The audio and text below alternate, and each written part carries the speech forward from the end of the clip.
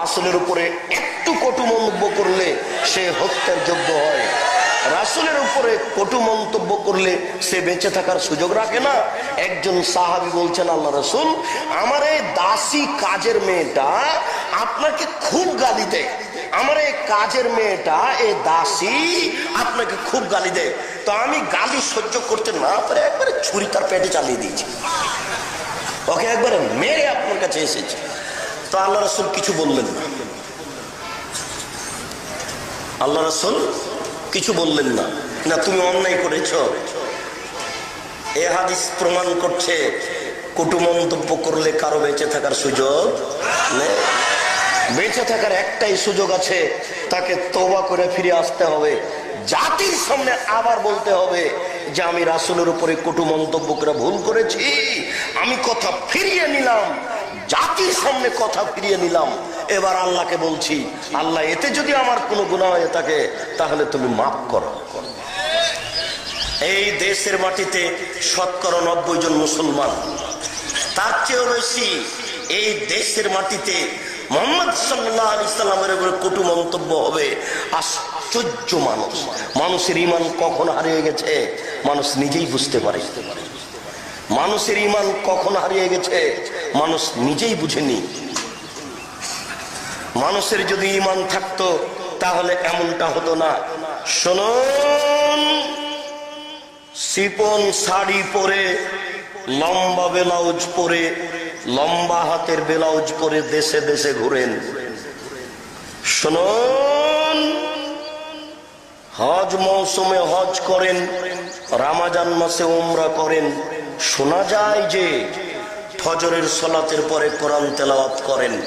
শোনা যায় যে ফজরের সালাতের পরে কোরআন তেলাওয়াত করেন। যদি ঘটনা তাই হয় তাহলে ধর্মীয় অনুভূতি আছে।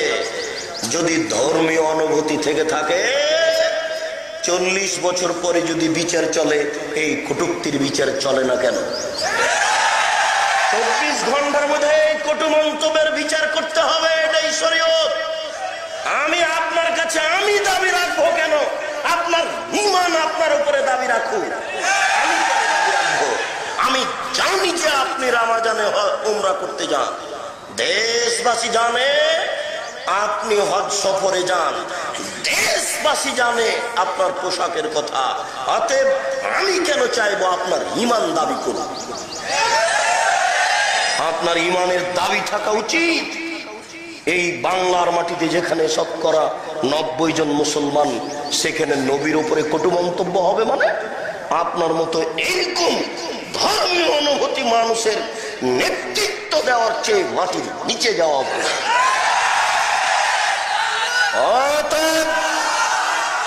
এই দেশে যারা সামাজিক ভাবে দায়িত্ব পালন করছেন, এই গতিনীতির সাথে মিল দিয়ে তাদেরকেও বলছি, আপনার নবী শুধু আমার একার নয়।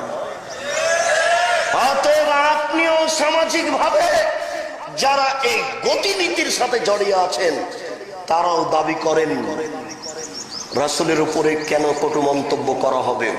যারা জাতীয় মসজিদে খুতবা দেন, তাদের এই কঠোর দাবি কোথায়? তাই তো বলি লোকমান হাকিম তার ছেলেকে বলছেন, তাই তো বলি লোকমান হাকিম তার ছেলেকে বলছেন, বুনাইয়া, ও আমার আদরের ছেলে,